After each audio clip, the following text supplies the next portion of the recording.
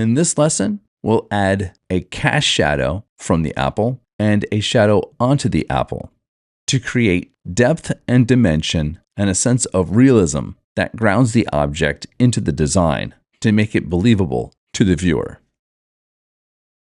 If we turn all of the eyes off on the layers except for the background layer, let's find out where the light is coming from. To find out where the light is coming from, you want to look at where the shadow is. The shadow is down here. There's a light glare right here. That tells us that the light has to be above the bowl because the shadow is under the bowl on this side. So if the light's coming this way, we need to make shadows that go to the right with all of the objects. Let's turn on the apple layer first and make a new layer at the bottom of the layers panel. There's a square with a plus sign. If we click on that, it creates a new layer. Double click where it says layer 1 and you can rename the layer.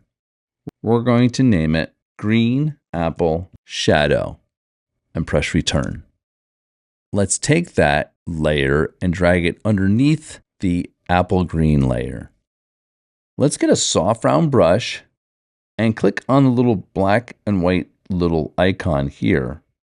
What that does is it brings the foreground and background colors back to black and white. Let's make the size around 150 pixels. We want to put the shadow on the right side of the apple. Let's bring that shadow over here a little bit like this. We want to make it big enough. We might even go further than that because the light is coming this way. If we turn the apple layer off, we can see how dark the shadow is here.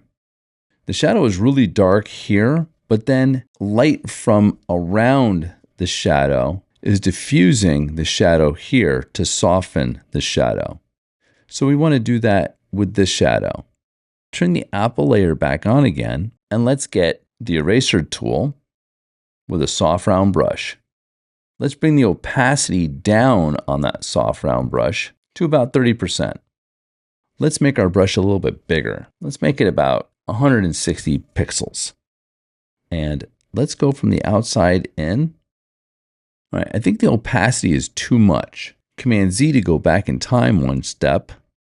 And let's bring the opacity down a little bit further to like 15%. And let's follow the shadow line and do it a couple of times. There we go. I want to go down here too on the bottom. Diffusing the shadow makes that shadow look more realistic. It makes it look like this shadow over here. It's a pretty cool trick, right? Let's turn that apple back on again. So that shadow makes this more realistic, but the apple needs shadow on it too. We have a highlight on the left side of the apple from where the light is coming down, which is awesome. We just need to put shadow on the right side of the apple to make it look more realistic in this space. If we look at bowl here, the bowl is very bright on the left side, and then it gets darker on the right side because of that shadowing. Let's turn the apple back on again. All right, I'm going to show you a trick. We can select the apple green layer and add shadow to a different layer that's over this apple layer. Let's select the apple first. Click on the apple green layer, then go to Select, Load Selection. The channel default should be the layer that we're on, apple green, and that's correct. Let's click OK, and it selects around the apple. Let's make a new layer by clicking the Create a New Layer icon at the bottom of the Layers panel, and let's rename this layer Green Apple Shadow.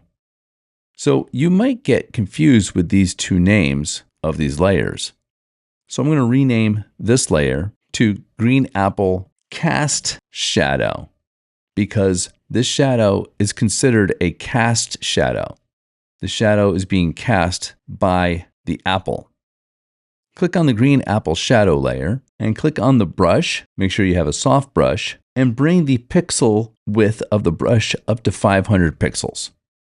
We're going to paint the right side of the apple and then click on the opacity of that layer and drag to the right to about 65%.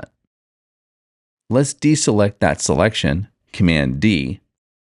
Now that apple looks more realistic, like it's in the space now. We've added the shadow on the apple, and we've added the cast shadow from the apple. Here's the before, and here's the after. This lesson will continue in the next video.